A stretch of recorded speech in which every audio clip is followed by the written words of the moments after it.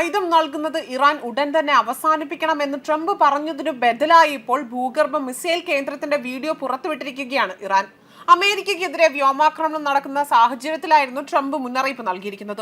എന്നാൽ തങ്ങൾ അമേരിക്കയെക്കാളും ശക്തിശാലികളാണ് എന്ന് തെളിയിക്കാൻ വേണ്ടിയാണ് ഇപ്പോൾ അവരുടെ ആയുധ ശേഖരത്തിന്റെ വീഡിയോ പുറത്തുവിട്ടിരിക്കുന്നത് എന്നതാണ് റിപ്പോർട്ടുകൾ സൂചിപ്പിക്കുന്നത്.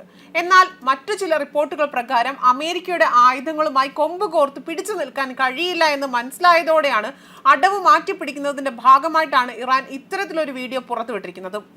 ഇസ്രായേലിനോട് പോലും പിടിച്ചു നിൽക്കാൻ സാധിക്കാതെ മുട്ടിടിച്ചു നിന്ന ഇറാന്റെ ആയുധ ശേഖരത്തിൽ അമേരിക്കയുടെ മുട്ടിടിക്കില്ല എന്നത് തന്നെയാണ് ട്രംപ് പക്ഷം പറയുന്നതും.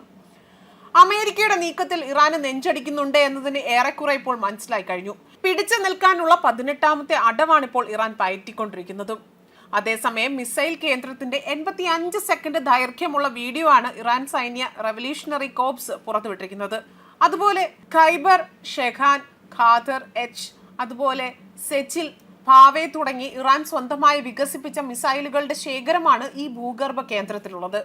ഈ മിസൈലുകളാണ് ഇസ്രായേലിനെ ആക്രമിക്കാനായി ഇറാൻ പ്രയോഗിച്ചിരുന്നതും.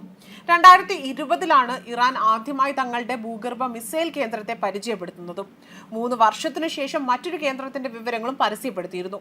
ഇതിൽ യുദ്ധവിമാനങ്ങൾ ഉൾപ്പെടെ സൂക്ഷിക്കാനുള്ള സംവിധാനങ്ങൾ ഉണ്ടായിരുന്നു. ഇതിന് പിന്നാലെയാണ് മൂന്നാമതൊരു ഭൂഗർഭ ആയുധ കേന്ദ്രം കൂടെ ഉണ്ട് എന്ന് ഇറാൻ ലോകത്തോട് വെളിപ്പെടുത്തിയിരിക്കുന്നതും.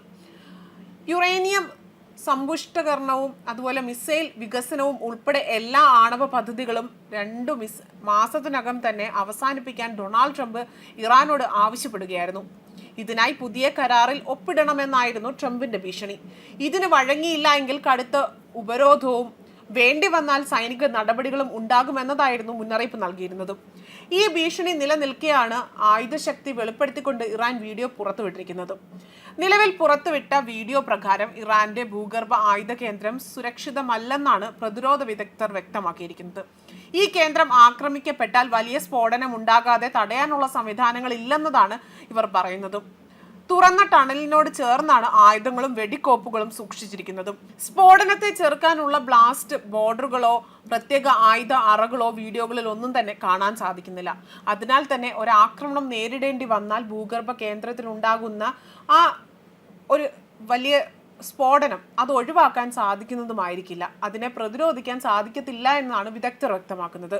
ഈ ഭൂഗർഭ കേന്ദ്രങ്ങൾ എവിടെയാണ് എന്നത് ഇറാൻ ഇതുവരെയും വെളിപ്പെടുത്തിയിട്ടില്ല എന്നതാണ് മറ്റൊരു വസ്തുത. ന്യൂസ് ഡെസ്ക് കർമ്മ ന്യൂസ്.